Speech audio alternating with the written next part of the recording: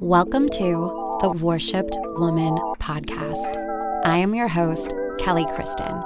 I am a life and relationship coach, deep healing facilitator, and subconscious change expert. On this podcast, we will dive deep into personal growth, transformation, and relationships, releasing patterns of toxicity, codependency, and people-pleasing as we explore what it means to be the worshipped woman. If you are ready to heal, embody your worth, and raise your standards in life and love, you are in the right place. I am so happy to have you here. Now, let's get started.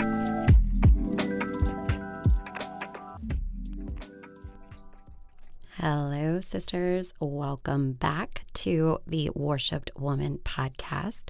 Kelly here, and I am excited. Today we are doing an AKA episode, which of course means Ask Kelly Anything.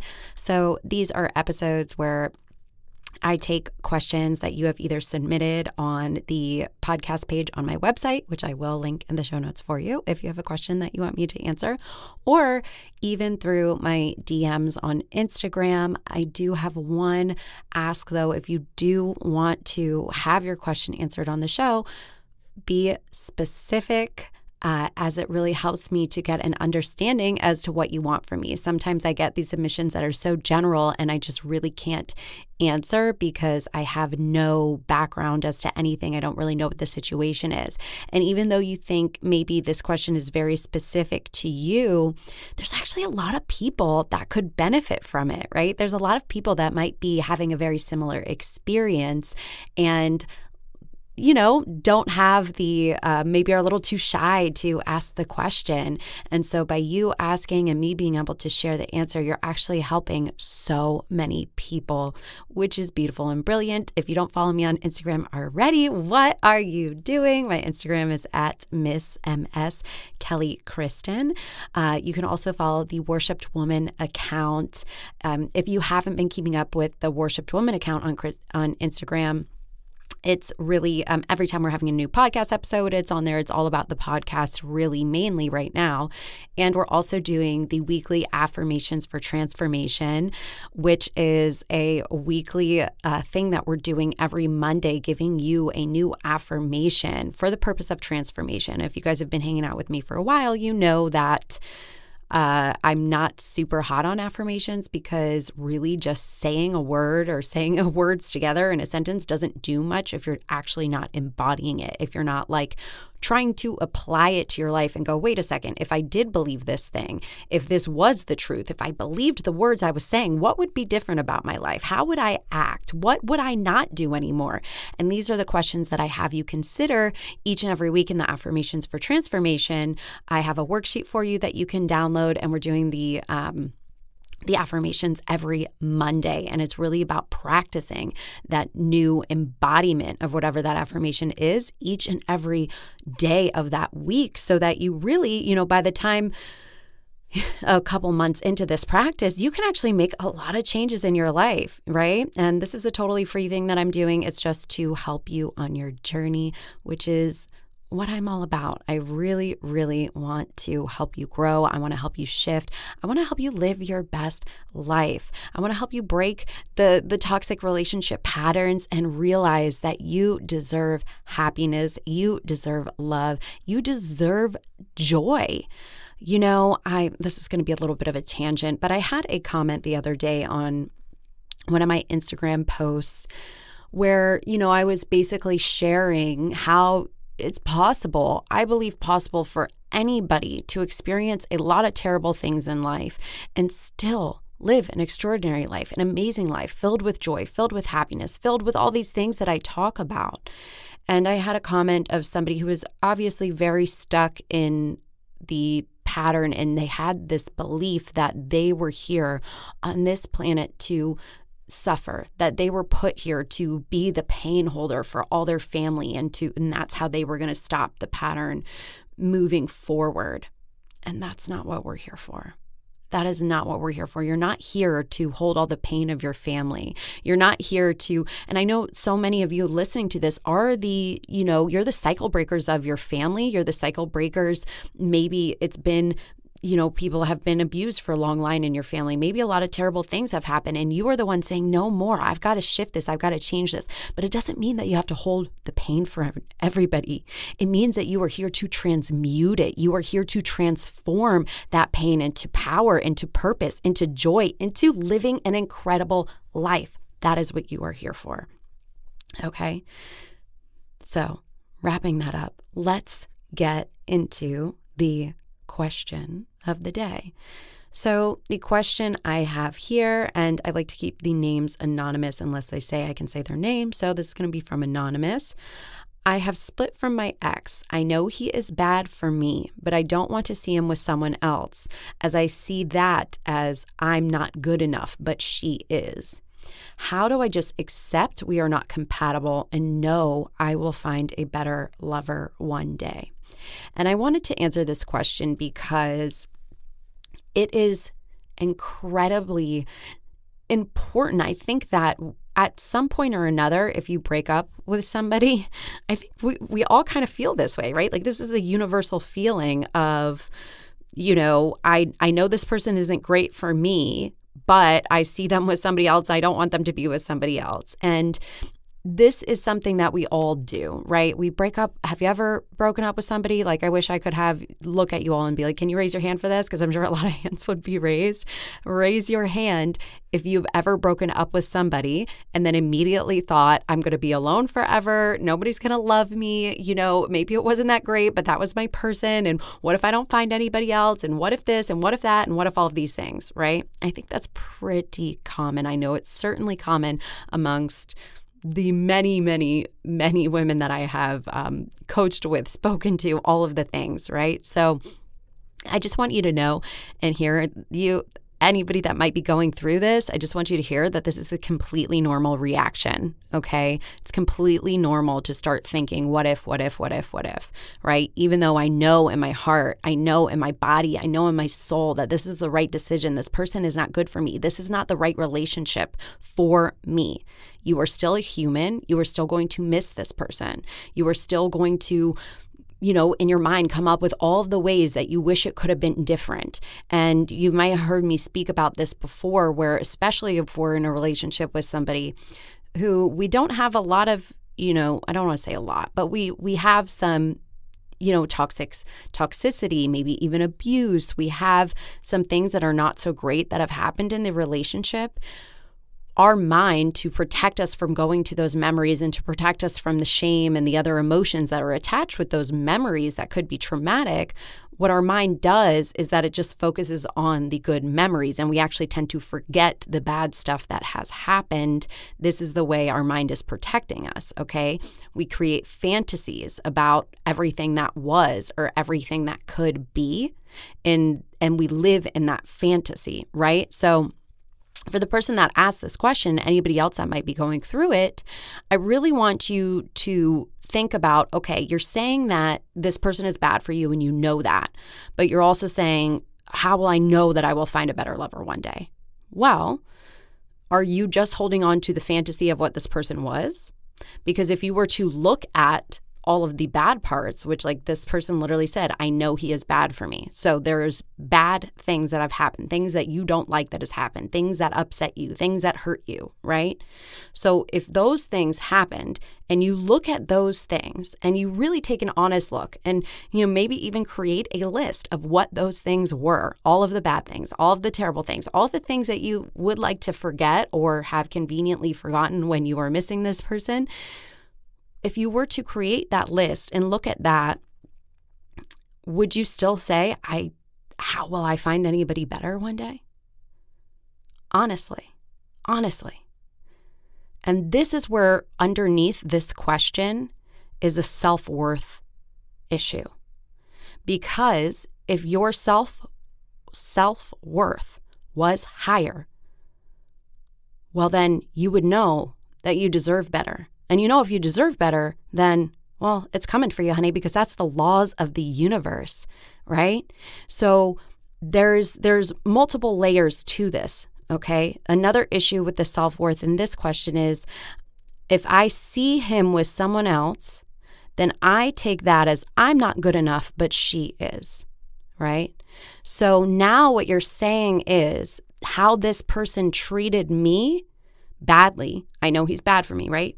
So how this person treated me means that I'm not good enough to be treated better, when that is a very skewed perception. Because the reality is that person, the way that person treated you, so the way that he treated you or the way that your partner is treating you doesn't have anything to do with you, okay? How other people treat you does not have to do with you. How you allow them to treat you and continue to treat you has to do with your self-worth. And how somebody else is treating you has to do with them. That is their stuff. That is not your stuff. So if we know that people treat us based on what's going on with them, right? It really has nothing to do with you personally.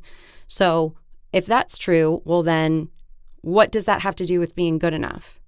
And what does this new person that your lover is with now, right? What does that new person have anything to do? Where is the good enough conversation even coming in? And this is where I want you to understand that that's a completely made up concept. The whole idea of being good enough is made up. And I talk about this in the the Worthy Woman workshop, which is a small workshop where we're talking about self-worth and doing hypnosis around the idea of being good enough. But really, this is a made up thing that anybody could be like, that you are not good enough, but she is. Good enough for what? Good enough for this person who treats you poorly? Why would I want to be good enough for somebody that treats me badly? And when would I know that I was good enough? When he decided to somehow treat me better? Because you think that you can control that. Okay, that's the thing. You think that you can control how somebody else treats you based on who you are. And then we have to go back to the primary point, which is that's not true. People treat you based on how they feel inside about themselves. It has nothing to do with you. It has nothing to do with you being good enough. It has nothing to do with anyone being good enough. It's how they feel about themselves. It's how they feel about themselves. So this idea that anybody is good enough or not good enough is really just a made up thing. But I also want to recognize here that that still hurts. It hurts to see someone that you created a fantasy with about who they are and what's capable and or what they're capable of and what your love could have been like and what your life could have been like together. Right? It's mostly the fantasy because you know this person isn't good for you. But you create this fantasy and then you see them with somebody else. You see them with somebody else living, in your mind, probably better, right? Maybe you see them on social media or you see their life together and you think, oh, he's treating her better than me. Well, why did he pick her or why did he choose her? Right? Was I not good enough for that? Was I not good enough here? And that's a normal thing to do. I think we've all experienced that on some point or another. And this is when you get to take control of those thoughts and go, okay, yeah, good enough is a made up construct, number one. Number two is the reality, he's probably not treating her very differently than he treated you because that is who he is. Again, people are not because you're good enough or not good enough. They are acting, they behave in a way that reflects themselves. So the idea that he would be treating somebody else much differently than he treated you or better than he treated you is not really true unless that person decided to do a whole bunch of inner work, change themselves, change their life. And if that's the case, well, then great. Maybe you were the catalyst for that. We have to stop thinking about relationships as being like, these things that we're supposed to be in forever. Like, what if relationships were here just to help us grow, shift, and change? And since you are in my world, the person that asked this question, since you're in my world, I would assume that you are here to grow, shift, and change, and you are allowing your relationships to be catalysts to fuel that. so you can be better in your life, so you can be better for the next relationship, so that you can, be with somebody that's better for you and matches you on your level. That's great. Does it mean that that other person, people that you've been with in your past aren't quote unquote good enough? Or it just means that you've shifted, you've grown, you've changed, and now you're with somebody else. It's these things that we put so much weight on, they don't even matter. This relationship was not the end all be all of your life. And the truth is, by you coming here and saying, I know he is bad for me. I know he is bad for me. I know he's not good for me. Then that's a full stop there. And the next question is, how do I make myself believe that I deserve better than this? I deserve to be happy. I deserve to be treated with respect. And I deserve to be with somebody that is compatible with me, right? So the last part of the question says, how do I just accept we are not compatible and know I will find a better lover one day? Well, I think you've already accepted that you're not compatible because you broke up, right? You split from the ex. You know he's not right for you. So on some level, you've already accepted that you're not compatible. And so acceptance is just a continual process. If these thoughts come in telling you otherwise, you remind yourself of the truth. You remind yourself of why you're not together. You remind yourself of all of these things. And, it doesn't mean that you can't have feelings for this person. It doesn't mean that you won't have happy times or good memories that come in. Like, you're human. We have these memories and they're there, and you might have them for a long while. You might have them forever. I don't know, but they don't have to mean anything to you besides, oh, that's a nice memory that we had together, and that person still is not right for me. And I deserve to be happy, and I deserve to find someone better. And why would I not? And that's the question I want you to ask yourself. And anybody that is in this situation where you're thinking, am I ever going to find somebody better? Or am I ever going to find a lover, right? Like, so many times you might be single for a lot of years and thinking, oh my gosh, I'm never going to find somebody for me. Well, why would you not? Why would you not? That's the real question that I want you to consider. Because the truth is there's no reason that you wouldn't, unless you believe that it's not possible for you, or you believe somehow that you don't deserve that. And so if those things are true, then that's what you need to work on within yourself. Believing wholeheartedly that you deserve a compatible relationship where you're happy, where it's healthy love, where you feel good, where you feel taken care of. Why would you not have that? Seriously. I mean, that's crazy talk. Why would anybody not deserve that? Why would anybody not be worth that? At a minimum, why would you not be able to find somebody you're compatible with and that's a better lover for you than this person that treated you badly? There is literally zero reason on earth why you would not deserve that. And that's what I want you to start believing. That's what I want you to start telling yourself. And when I think about the bigger picture, and I want you to think about the bigger picture here, is that there's so much of life that we don't see, right? There's so much energy-wise, and when you think about everything that happens in our lives and all of the ways that it weaves together and the people that we meet and all of these things that are coincidences, but there's not really any coincidences. I mean, gosh, open yourself up to the magic of the universe.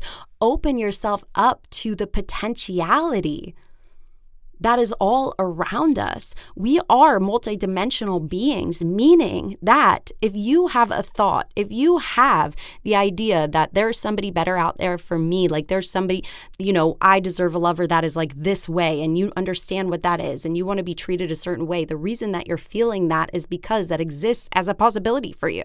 It does. It exists as a possibility for you to have the love that you want, that you feel in your heart. And you have to become the woman that steps into that vision. That's your job, to become the woman that steps into that vision, to become the love that you want. Anybody can do that. There's literally no reason that it would not be for you. Okay, that is going to be it for me today. I hope that you found this AKA episode helpful. And do me a favor, if you did, if you like it, if you like the show, if you like my vibe, if you could leave a 5-star rating and review on Apple Podcasts, I would be super, super grateful. Even if you just leave a rating without the review, helps me out a lot. And also, if you know another sister that needs to hear this, I ask that you please share it.